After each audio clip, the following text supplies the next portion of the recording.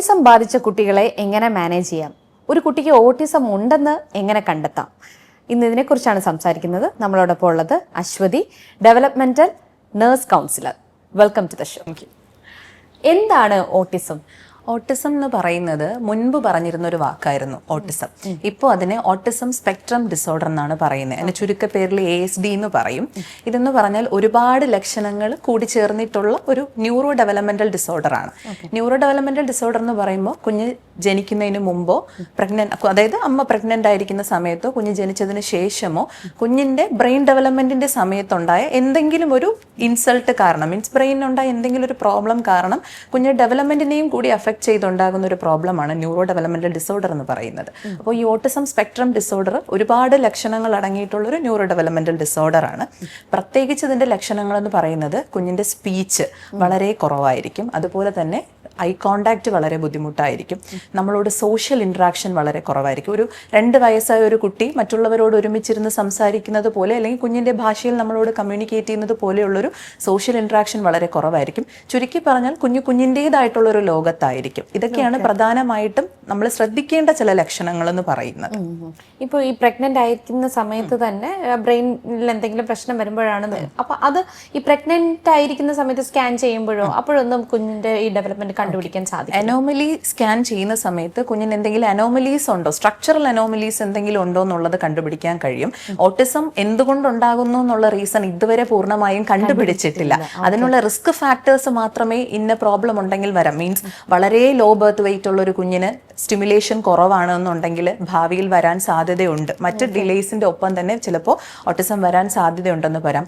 അതുപോലെ തന്നെ pre term ആയിട്ടുള്ള കുഞ്ഞുങ്ങൾ, അതുപോലെ സ്റ്റിമുലേഷൻ കിട്ടാണ്ട് വളരുന്ന കുഞ്ഞുങ്ങൾക്കൊക്കെ സാധ്യതകളുണ്ടെന്ന് പറയാം. പൂർണ്ണമായിട്ടും ഓട്ടിസം റിസ്ക് ഉണ്ടെന്ന് പറയാൻ പറ്റുന്ന 2 കണ്ടീഷൻസ് ആണ്. ഒന്ന്, ആൺകുഞ്ഞുങ്ങളാണെന്നുണ്ടെങ്കിൽ ഫ്രജൈലിക് സിൻഡ്രോം എന്ന് പറയും, അതൊരു ജനറ്റിക് കണ്ടീഷനാണ്. അതുപോലെ പെൺകുട്ടികളാണെന്നുണ്ടെങ്കിൽ റെഡ് സിൻഡ്രോം എന്ന് പറയും, അത് ഒരു ജനറ്റിക് കണ്ടീഷനാണ്. ഈ 2 കണ്ടീഷൻസിൽ അതിന്റെ ഭാഗമായി, ജനറ്റിക് പ്രോബ്ലത്തിന്റെ ഭാഗമായി ഓട്ടിസം ലക്ഷണങ്ങൾ കണ്ടുവരാറുണ്ട്. ഒരു കുട്ടി ജനിച്ചു കഴിയുമ്പോൾ അമ്മമാർക്ക് എങ്ങനെയാണ് അവരുടെ ഡെവലപ്മെന്റിൽ ഇങ്ങനെ ഓട്ടിസം ഉണ്ട് എന്ന് കണ്ടെത്താൻ സാധിക്കുന്നത്? എങ്ങനെയാണ്? ഇപ്പോൾ നമ്മൾ മൈൽ സ്റ്റോൺസ് മോണിറ്റർ ചെയ്യുന്ന കാര്യം പറയുന്നുണ്ട്. അതായത് കുഞ്ഞ് 2 മാസം പൂർത്തിയാകുന്ന സമയത്ത് മുഖത്ത് നോക്കി ചിരിക്കുന്നു, 4 മാസം പൂർത്തിയാകുമ്പോൾ കഴുത്തുറയ്ക്കുന്നുണ്ട്, 8 മാസം പൂർത്തിയാകുമ്പോൾ കുഞ്ഞ് എഴുന്നേറ്റിരിക്കണം, തനിയെ എഴുന്നേറ്റിരിക്കണം, 1 വയസ്സാകുമ്പോൾ നടന്നു തുടങ്ങുന്നു. ഇതെല്ലാം കുഞ്ഞിന്റെ ബാക്കിയുള്ള മൈൽ സ്റ്റോൺസ് ആണ്. ഇതിനോടൊപ്പം തന്നെ ഒരു വയസ്സ് 1.5 വയസ്സിന്റെയൊക്കെ സമയത്ത് നമ്മളോട് നന്നായിട്ട് കുഞ്ഞ് കലപില കൂട്ടി ഇന്ററാക്ട് ചെയ്യേണ്ട സമയമാണ്, കുഞ്ഞിന്റെ ഭാഷയിൽ തുടങ്ങുന്ന സമയമാണ്. അപ്പോൾ ഈ സമയത്ത് നമ്മൾ ശ്രദ്ധിക്കേണ്ട കാര്യങ്ങൾ എന്ന് പറയുന്നത്, കുഞ്ഞ് നമ്മൾ ഇന്ററാക്ട് ചെയ്യുന്ന സമയത്ത് കണ്ണിൽ നോക്കുന്നുണ്ടോ, ഐ കോണ്ടാക്ട് മെയിൻറ്റെയിൻ ചെയ്യുന്നുണ്ടോ, കുഞ്ഞിന്റെ പ്രായത്തിലുള്ള കുട്ടികളോടോ നമ്മളോടോ നല്ല രീതിയിൽ സോഷ്യൽ ഇന്ററാക്ഷൻ വരുന്നുണ്ടോ, കമ്മ്യൂണിക്കേറ്റ് ചെയ്യുന്നുണ്ടോ, വേർബലി നോൺ വേർബലി ഒക്കെ കമ്മ്യൂണിക്കേറ്റ് ചെയ്യുന്നുണ്ടോ ഉള്ള കാര്യങ്ങളെല്ലാം ആദ്യം നമ്മൾ ഉറപ്പാക്കണം. ഇതിനോടൊപ്പം തന്നെ കുഞ്ഞിൻ്റെതായിട്ടുള്ള ലോകത്തിലോട്ട് ഒതുങ്ങി പോകുന്നില്ല എന്നുള്ളൊരു കാര്യം കൂടെ തീർച്ചപ്പെടുത്തുമ്പോഴാണ് ലക്ഷണങ്ങൾ ഉണ്ടോ ഇല്ലേ എന്നുള്ളത് നമുക്ക് അറിയാൻ കഴിയുന്നത്. മാത്രമല്ല, ആദ്യമായിട്ട് ഇത് പ്രസന്റ് ആകുക എന്ന് പറയുന്നത് പൊതുവെ നമ്മുടെ ക്ലിനിക്കിൽ കണ്ടുവരുന്നതാണ്. സ്പീച്ച് ഡിലേ എന്നുള്ള രീതിയിലാണ് കുഞ്ഞുങ്ങളെ ആദ്യം കൊണ്ടുവരുന്നത്. നമ്മൾ ആ സ്പീച്ച് എന്നുള്ള രീതിയിൽ മാത്രം കൺസേൺ ചെയ്ത് അതിനുള്ള തെറപ്പി കൊടുത്താൽ സ്പീച്ചിന്റെ ഇംപ്രൂവ്മെന്റ് വരണമെങ്കിലും ബിഹൈൻഡ് നിൽക്കുന്ന ഇഷ്യൂ എന്താണെന്ന് കണ്ടുപിടിച്ച് നമ്മൾ ട്രീറ്റ്മെന്റ് കൊടുക്കേണ്ടതുണ്ട്. അതെ. അപ്പോൾ ഈ ഒരു എത്രാമത്തെ ഏജിലായിരിക്കും നമ്മൾ ഈ ചികിത്സയൊക്കെ കൊടുക്കേണ്ടത്? അത് മാത്രമല്ല, ഒരു ഏജ് എങ്ങനെ അറിയാൻ പറ്റും? ഏജ് അറിയാൻ പറ്റുന്നത്, ഇപ്പോൾ നമ്മൾ ലക്ഷണങ്ങൾ പറഞ്ഞതുപോലെ ഈ പറയുന്ന ലക്ഷണങ്ങൾ കുഞ്ഞു പ്രായത്തിലെ, മീൻസ് ഓട്ടിസം ട്രൈറ്റ് ഉള്ള കുട്ടികളാണെന്നുണ്ടെങ്കിൽ എന്തുകൊണ്ട് വരുന്നു എന്നും നമുക്ക് അറിയില്ല. പക്ഷെ ലക്ഷണങ്ങളോ സാധ്യതകളോ ഉള്ള കുഞ്ഞുങ്ങളാണെന്നുണ്ടെങ്കിൽ, ഇത്തരം ബുദ്ധിമുട്ടുകൾ കാണിക്കുന്നുണ്ട്, അമ്മ അത് ശ്രദ്ധിക്കുന്നുണ്ട് എന്നുണ്ടെങ്കിൽ എത്രയും നേരത്തെ, മീൻസ് ഒരു 9 മാസം മുതലേ നമ്മുടെ ഇന്ററാക്ഷൻ അറിയാം കുഞ്ഞെങ്ങനെ നമ്മളോട് പെരുമാറുന്നു എന്നുള്ളത്. അപ്പൊ അത് വെച്ചിട്ട് എത്രയും നേരത്തെ കുഞ്ഞിനെ ഒരു കൺസൾട്ടേഷൻ എടുക്കാൻ പറ്റുമോ, ഒരു ഡെവലപ്മെന്റൽ പീഡിയാട്രിഷ്യൻ അല്ലെങ്കിൽ കുഞ്ഞിനെ കാണിക്കുന്ന പീഡിയാട്രിഷ്യന്റെ ഒരു കൺസൾട്ടേഷൻ എടുക്കാൻ പറ്റുമോ, നമുക്ക് ആ സംശയം മാറ്റിക്കളയാം. എന്തൊക്കെ തെറാപ്പീസ് ആയിരിക്കും അപ്പൊ നമുക്ക് ഒരു ഓട്ടിസം ബാധിച്ച കുട്ടിക്ക് കൊടുക്കുക? എങ്ങനെയായിരിക്കും നമുക്ക് തിരിച്ചവരുടെ ലൈഫിലേക്ക് കൊണ്ടുവരാൻ പറ്റുമോ? ഓക്കെ, നമ്മുടെ പ്രൈമറി ഗോൾ എന്ന് പറയുന്നത് ഏർലി ഐഡന്റിഫിക്കേഷൻ, ഏർലി ഇന്റർവെൻഷൻ ആണ്. അതൊരു ഹാബിലിറ്റേഷൻ പാത്വേയിലാണ് പോകുന്നത്. അതായത് കുഞ്ഞിനൊരു ഇമ്പയർമെന്റ് വന്നിട്ടുണ്ട്, മീൻസ് ഒരു പ്രോബ്ലം അവിടെ കിടപ്പുണ്ട്, അതിനെ നമ്മൾ ഡിസബിലിറ്റി ആയി മാറുന്നതിന് മുമ്പ് ചികിത്സിക്കുക എന്നുള്ളതാണ്, അല്ലെങ്കിൽ വേണ്ട തെറപ്പീസ് കൊടുക്കുക എന്നുള്ളതാണ് ഹാബിലിറ്റേഷൻ. ആ ഒരു കൺസെപ്റ്റിൽ ഊന്നിക്കൊണ്ടാണ് നമ്മളിപ്പോൾ ഇവിടെ വർക്ക് ചെയ്യുന്നത്. അതായത് ഒരു പ്രോബ്ലം വന്നു, അതിന് വേഴ്സ് ആകാണ്ട് കുഞ്ഞിനെ നമുക്കൊന്ന് ഫങ്ഷണൽ ലെവലിലോട്ട് ആക്കി എടുക്കുക എന്നുള്ളതാണ്. ഇതിന് പ്രൈമറി ആയിട്ട് നമ്മൾ കൊടുക്കുന്നത് ഓരോ ഏരിയയിലും ഡിലേ നിൽക്കുന്ന അനുസരിച്ചിട്ടുള്ള ഇന്റർവെൻഷൻ കുഞ്ഞിന് നമ്മൾ കൊടുക്കേണ്ടതുണ്ട്.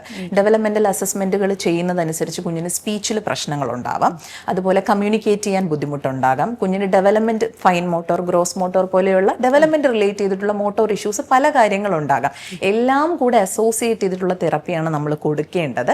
പ്ലസ് ഇതിന്റെ കൂടെ തന്നെ ബിഹേവിയർ ഇഷ്യൂസ് ഉള്ള കുട്ടികൾക്ക് ബിഹേവിയർ തെറപ്പി കൊടുക്കുക, സ്പീച്ച് പ്രോബ്ലം ഉള്ള കുട്ടികൾക്ക് സ്പീച്ച് അല്ലെങ്കിൽ ലാംഗ്വേജ് ഇന്റർവെൻഷൻ കൊടുക്കുക, അതുപോലെ കുഞ്ഞുങ്ങൾക്ക് ഇൻഡിവിജ്വൽ തെറാപ്പി, ഒരു തെറപ്പിസ്റ്റ് കുഞ്ഞ് അമ്മ എന്നുള്ള രീതിയിൽ ഇൻഡിവിജ്വൽ തെറാപ്പി കൊടുക്കുക, ഹോം ഇന്റർവെൻഷൻസ് പ്രോപ്പറായിട്ട് ചെയ്യാൻ അമ്മയെ പഠിപ്പിച്ചു കൊടുക്കുക, സ്പീച്ച് തെറാപ്പി, അതുപോലെ ഗ്രൂപ്പ് ഇന്റർവെൻഷൻസ്.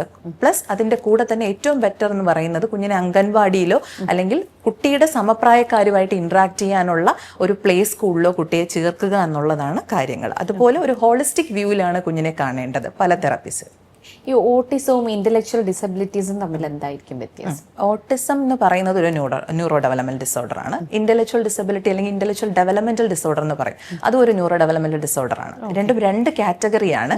ഓട്ടിസം എന്ന് പറയുന്നത് ഒരിക്കലും ബുദ്ധിമാന്ദ്യമല്ല, ബുദ്ധിമാന്ദ്യം എന്ന് പറയുന്നത് ഓട്ടിസവും അല്ല. അതുപോലെ ഇതിന് രണ്ടിനും പരസ്പര ബന്ധമുണ്ടോ എന്ന് ചോദിച്ചാൽ ഉണ്ട്.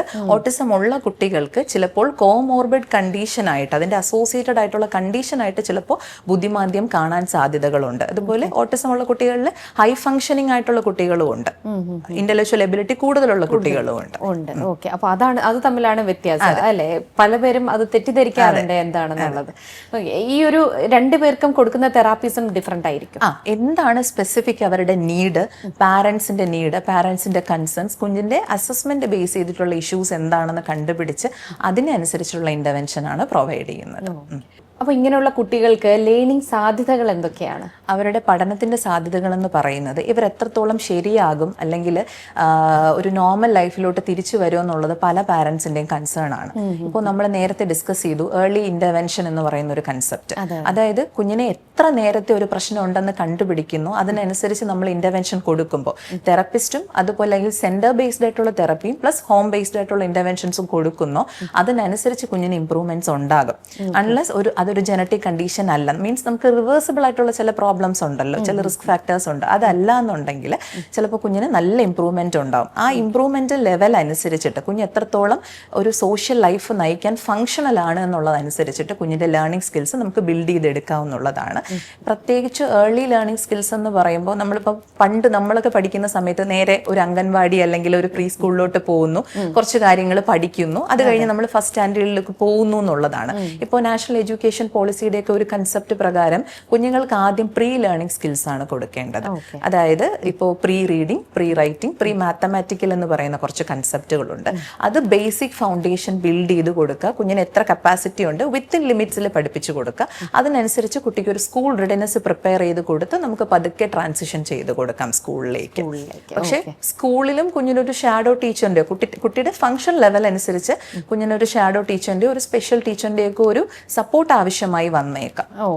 അത് അവർ തന്നെ പ്രൊവൈഡ് ചെയ്യുമല്ലോ. ചില സ്കൂളുകളിൽ അവിടെ അവൈലബിൾ ആണ്, ചില സ്കൂൾസിൽ പാരന്റ്സ് തന്നെ അവരെ വെക്കുന്നുണ്ട്. അപ്പൊ എത്രത്തോളം നമുക്ക് ഇങ്ങനെയുള്ള കുട്ടികളെ ശരിയാക്കി എടുക്കാൻ സാധിക്കും? ശരിയാക്കി എടുക്കാം എന്ന് പറഞ്ഞാൽ ഈ പറയുന്ന കണക്ക് നമ്മൾ എത്ര നേരത്തെ കണ്ടുപിടിക്കുന്നു എന്നുള്ളതിലാണ് ഏറ്റവും പ്രാധാന്യം. നമ്മൾ ആദ്യം ഓട്ടിസം കണ്ടുപിടിക്കുന്ന ഡയഗ്നോസ് ചെയ്യുന്ന വയസ്സെന്ന് പറയുന്നത് ഒരു 1.5 വയസ്സ് 2 വയസ്സിന്റെ സമയത്താണ് എങ്കിൽ നമുക്ക് ഇന്റർവെൻഷൻസ് വളരെ ഇന്റൻസീവായിട്ട് കൊടുക്കാൻ ഒരു ഗ്യാപ്പ് ഉണ്ട്. മീൻസ് കുഞ്ഞിന്റെ ജനന സമയം മുതൽ 6 വയസ്സ് വരെയുള്ള സമയം എന്ന് പറയുന്നത് ഒരു ഗോൾഡൻ പീരീഡ് ആണ്. കുഞ്ഞിന്റെ ബ്രെയിനിന്റെ ന്യൂറോ പ്ലാസ്റ്റിസിറ്റി ഒക്കെ പ്രോപ്പറായിട്ട് നടക്കുന്ന ഒരു സമയമാണ്.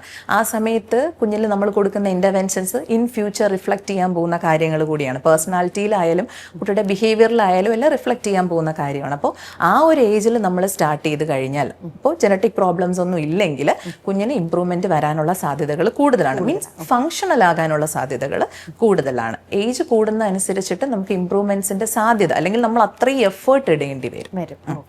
അപ്പോൾ കുഞ്ഞു കുട്ടികളുള്ള പാരൻസ് തീർച്ചയായും അവരെ ഒന്ന് നോട്ടീസ് ചെയ്യുക, എന്തെങ്കിലുമൊക്കെ ഡെവലപ്മെന്റൽ ഇഷ്യൂസ് അവർക്ക് വരുന്നുണ്ടോ എന്ന് വെച്ചിട്ട് ഓട്ടിസം വരും എന്നല്ല ഉദ്ദേശിച്ചത്. എന്നിരുന്നാലും നമ്മുടെ കുട്ടികളാണ്, നമ്മൾ കൂടുതൽ ശ്രദ്ധ അവർക്ക് കൊടുക്കേണ്ടതുണ്ട്. മറ്റൊരു കണ്ടന്റുമായിട്ട് വീണ്ടും കാണാം. Thank you.